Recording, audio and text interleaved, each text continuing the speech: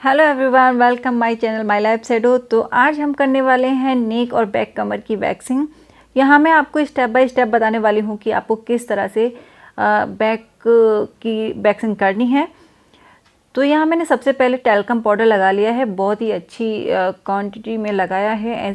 थोड़ा थोड़ा नहीं लगाना है। अगर क्लियरिटी चाहते हैं तो टैल्कम पाउडर हमेशा ज़्यादा ही लगाना चाहिए।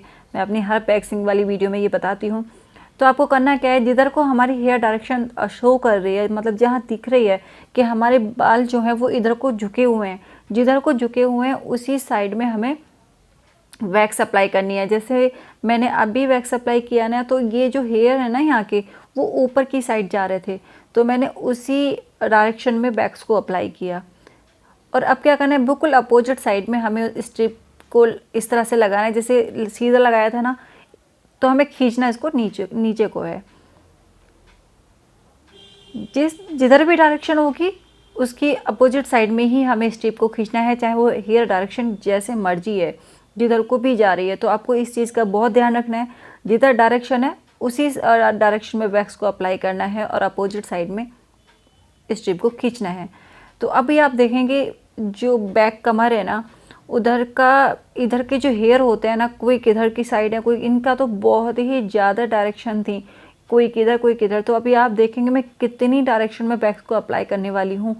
आप देखते जाएं, मैं स्टेप बाय स्टेप आप लोगों को ये बताने वाली हूँ कि आप बैक कमर या कहीं पे भी बॉडी, किसी भी बॉडी पार्ट में अगर आप वैक्स अप्लाई कर रहे हैं तो इसी तरह से करना है जिधर मैं अभी आपको बता रही हूँ। अभी आपने देखा मैंने किस डायरेक्शन में किया था और अब किस डायरेक्शन में मैं वैक्स को रिमूव कर रही हूँ, आई मीन लगा रही हूँ और रिमूव कर रही हूँ। तो ये चीज़ बहुत ज़रूरी है। अगर क्लियरिटी चाहिए वैक्सिंग में तो ये चीज़ें ज़रूर फॉलो करनी पड़ेंगी आप लोगों को, तभी आप एक अच्छे वैक्स कर पाएंगे।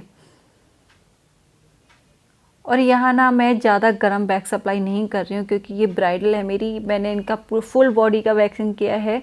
बट मैंने यहाँ पे आप लोगों के लिए वीडियो जो है अलग अलग शूट किया है, जैसे कमर का, हाथों का, पैरों का और पेट का, हर चीज़ का मैंने क्या कहते हैं अलग अलग ही वीडियो शूट किया है, ताकि मैं आप लोगों को अच्छे से दिखा सकूं। अगर मैं एक साथ शूट करती तो बहुत लंबी वीडियोस हो जाती, इसीलिए मैंने अलग अलग शूट किया है और अलग अलग ही मैं अपलोड करने वाली हूँ। तो यहाँ देखिए, आप देखते जाएंगे तो किस किस डायरेक्शन में वैक्स को अप्लाई कर रही हूँ, कितनी सारी डायरेक्शन है यहाँ पे।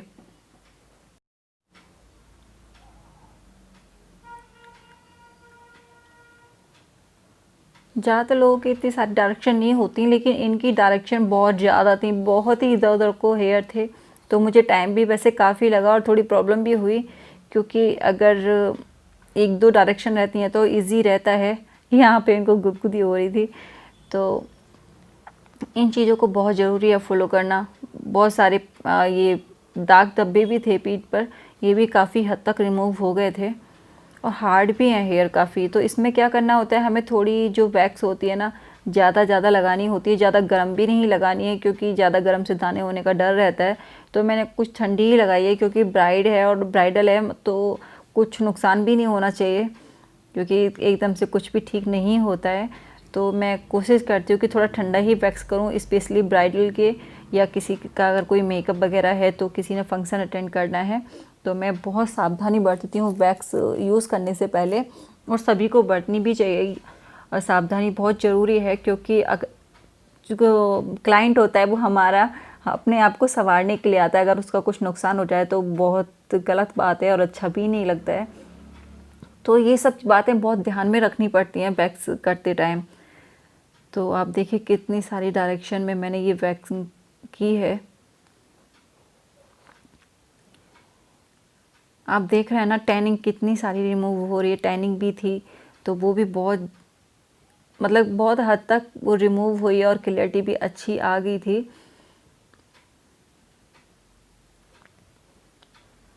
तो इन सब चीज़ों का ध्यान ज़रूर रखें। अगर आप घर पे भी कर रहे हैं ना वैक्स, तो कोई मुश्किल नहीं है, आप आसानी से घर पे वैक्स यूज़ कर सकते हैं, अपने भी कर सकते हैं और अपने घर में किसी के भी कर सकते हैं और किसी को सिखा के खुद के भी करा सकते हैं। तो वही है, अगर आप मन से ध्यान से सीखते हैं तो सब चीज़ आ जाती है। वैक्सिंग कोई इतनी मुश्किल चीज़ नहीं है, लेकिन बस यही है, जो इसके रूल्स होते हैं वो फॉलो करते जाएँ तो कुछ भी काम, कोई भी काम मुश्किल नहीं होता है। कुछ भी कर सकते हैं। तो बस ये सारे स्टेप आप फॉलो करते जाइए और वैक्सिंग करते जाएं तो आसानी से वैक्स आप कर सकते हैं। जहाँ जहाँ से निकले नहीं थे, हार्ड हेयर थे, तो वहाँ हमने दोबारा से वैक्स को अप्लाई किया।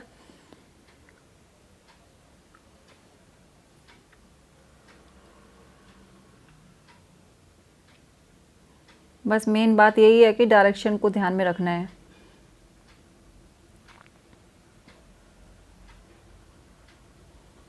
और अगर आप वैक्सिंग सीख ही रहे हैं तो वैक्स ज़्यादा गर्म ना करें, सिर्फ गुनगुना करें और वैक्स आराम से हो जाती है। ऐसे नहीं कि ठंडी हो गई तो हेयर नहीं निकलेंगे। ये कोल्ड वैक्स जो होती है, इससे ठंडी वैक्स से भी बहुत अच्छे हेयर रिमूव होते हैं।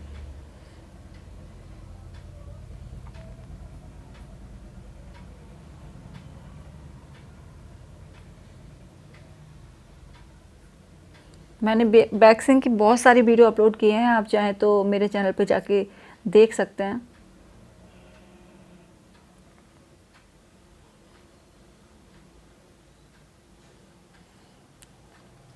तो अब करने वाले हैं शोल्डर का। सेम शोल्डर का भी वैसा ही है, जिधर डायरेक्शन है वहीं अप्लाई, उधर की साइड अप्लाई कीजिए और अपोजिट साइड में वैक्स स्ट्रिप खींच दीजिए।